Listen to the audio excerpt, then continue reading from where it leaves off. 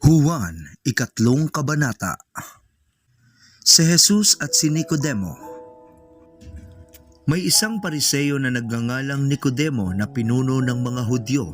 Isang gabi, pumunta siya kay Jesus at sinabi, "Rabi, nalalaman po namin kayo'y isang tagapagturong mula sa Diyos, sapagkat walang makakagawa ng mga himalang ginagawa ninyo kung wala sa inyo ang Diyos."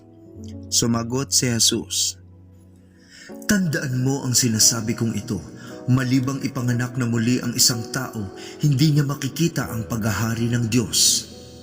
Paanong maipapanganak pang muli ang isang taong matanda na?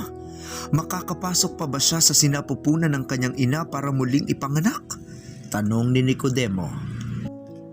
Sagot naman ni Jesus, "Tandaan mo ang sinasabi kong ito, malibang ang isang tao ay ipanganak sa pamamagitan ng tubig at ng Espiritu, hindi siya makakapasok sa kaharian ng Diyos. Ang taong ipinanganak sa laman ay sa laman, at ang ipinanganak sa Espiritu ay Espiritu.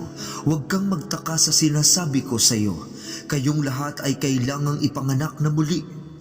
Umiihip ang hangin kung saan ito nais at naririnig mo ang ugong nito, ngunit hindi mo alam kung saan ito nanggagaling at kung saan pupunta. Ganoon din ang bawat ipinanganak sa Espiritu." "Paano po mangyayari iyon?"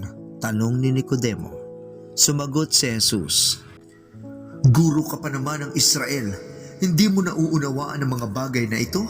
Pakatandaan mo, ang sinasabi namin ay nalalaman namin, at ang pinapatotohanan namin ay nasaksihan namin, subalit hindi ninyo tinatanggap ang aming patotoo.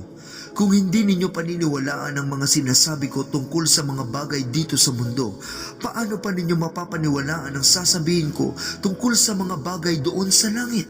Wala pang sino mang umakyat sa langit, kundi ang bumaba mula sa langit, ang Anak ng Tao. At kung paanong itinaas ni Moises ang tansong ahas doon sa ilang, gayon din naman, kailangang itaas ang Anak ng Tao upang ang sino mang sumampalataya sa Kanya ay magkaroon ng buhay na walang hanggan, sapagkat gayon na lamang ang pag-ibig ng Diyos sa sangkatauhan, kaya't ibinigay Niya ang Kanyang kaisa-isang anak upang ang sino mang sumampalataya sa Kanya ay hindi mapahamak, kundi magkaroon ng buhay na walang hanggan. Isinugo ng Diyos ang Kanyang anak, hindi upang hatulan ng parusa ang sanlibutan, kundi upang iligtas ito sa pamamagitan niya. Hindi hinahatulan ng parusa ang sumasampalataya sa anak, ngunit hinatulan na ang hindi sumasampalataya, sapagkat hindi siya sumampalataya sa kaisa-isang anak ng Diyos. Ganito ang paghatol ng Diyos. Naparito sa sanlibutan ng ilaw, ngunit inibig pa ng mga tao ang dilim kaysa liwanag, sapagkat masasama ang kanilang mga gawa. Kinasusuklaman ng mga gumagawa ng masama ang ilaw, ni hindi lumalapit dito upang hindi mahayag ang kanilang mga gawa.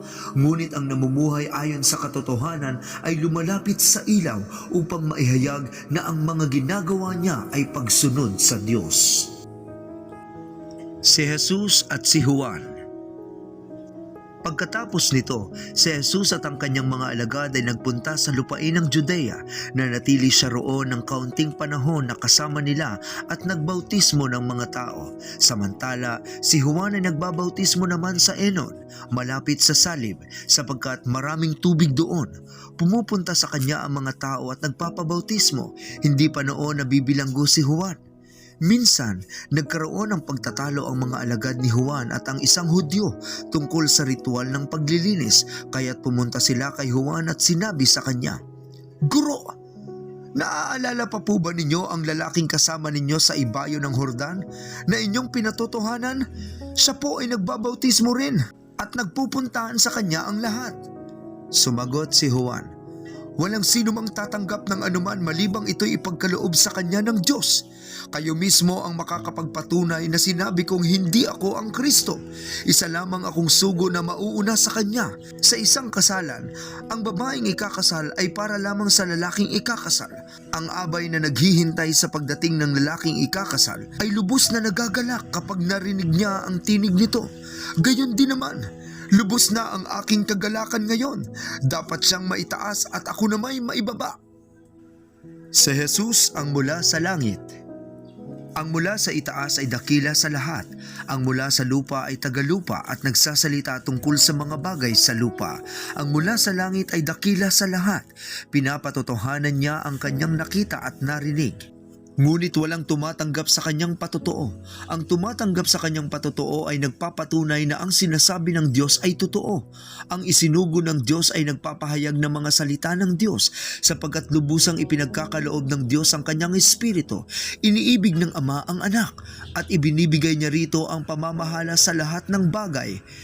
Ang sumasampalataya sa anak ay may buhay na walang hanggan, ngunit ang hindi sumusunod sa anak ay hindi magkakaroon ng buhay. Sa halip, mananatili sa kanya ang puot ng Diyos.